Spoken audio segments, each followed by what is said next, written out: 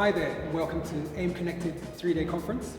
I'm Justin Mckenzie from Jazz Refreshed, and I'm here to talk to the one and only Moses Boyd, composer, drummer, producer, just everything.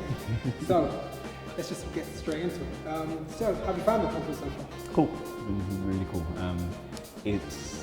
It's a nice mixture. You walk through the hallways and you see people in the industry that you haven't seen for a while, as well as the talks, quite informative. I think often as a creator and a musician, you sit on the other side of the fence of like the whole creative part of it. So it's nice to kind of, for me at least, sometimes to step over and, switch the creative lane off and see like, what's the science behind this? What's the technical aspect, whether it's, I don't know, digital services or touring or crypto, all of that is sort of happening, so it's really cool. So you've seen a lot of talks? So yeah, seen a few, yeah. Stand out to you so far? The one about the behind the scenes of the musical ecosystem was really cool, and sort of like building a team. I missed a couple that I really wanted to check, but just go through the sort of brochure and the timetable. There's a lot of interesting things that caught my eye.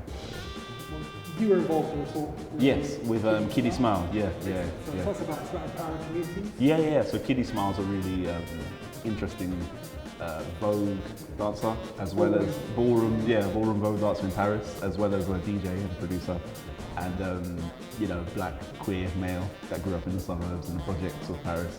So very interesting to sort of hear parallels between us two, and although we're in two different worlds, just how he empowers and supports and represents his community and how I do mine, but two different worlds, but also very, very common, more in common than we grew apart. So it was really cool, really interesting.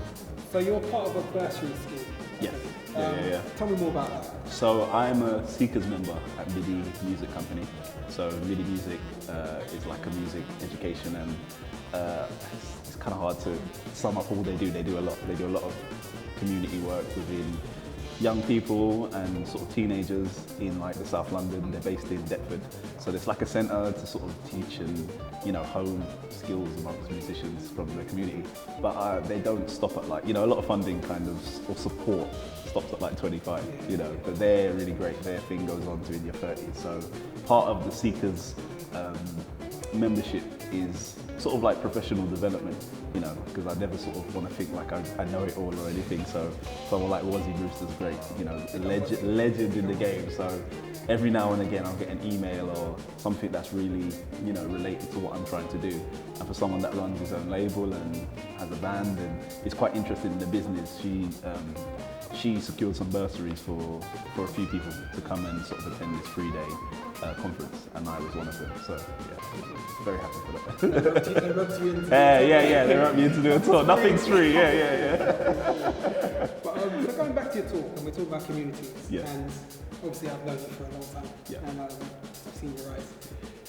The community we talk about, I guess we talk about your community, is the jazz and jazz-inspired music community. Yeah. So, as we know, that's a sharp rise in the last few years. Yeah.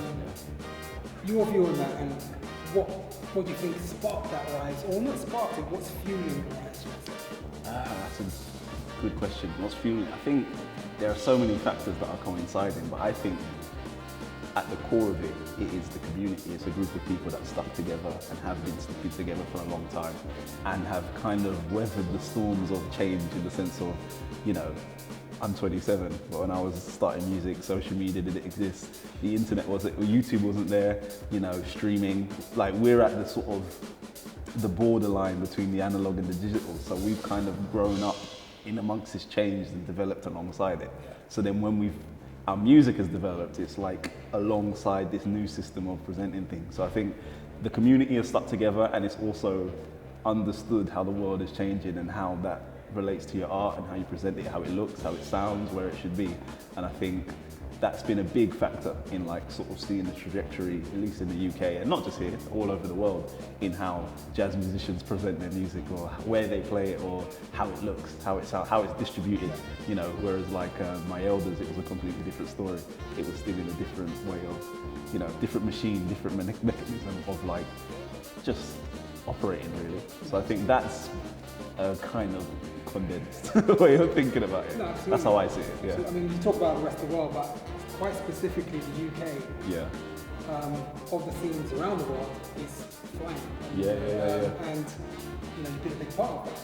So what are the challenges? Because there's always this thing of when the spotlight's on you, how do you sustain that? What are the challenges? What's going to level it out? What's going to stop the rise? Yeah, that's a good question. I think challenges like everyone faces really, a lot of us are still independent. So it's like, as much as you can do in your own, there's still always a limit of just physically how many hours you, one person, have in the day and the muscle you have behind you, no matter what team you build. So it's sort of trying to maintain that control, that integrity, and scale it up in an authentic way. But also we're encountering new territory when even saying scale it up. Like, would you have thought 10 years ago that we're worried about scaling up? So I mean, it's like, they're good worries, good problems, but there's a lot of new terrain that people don't necessarily have the answers to.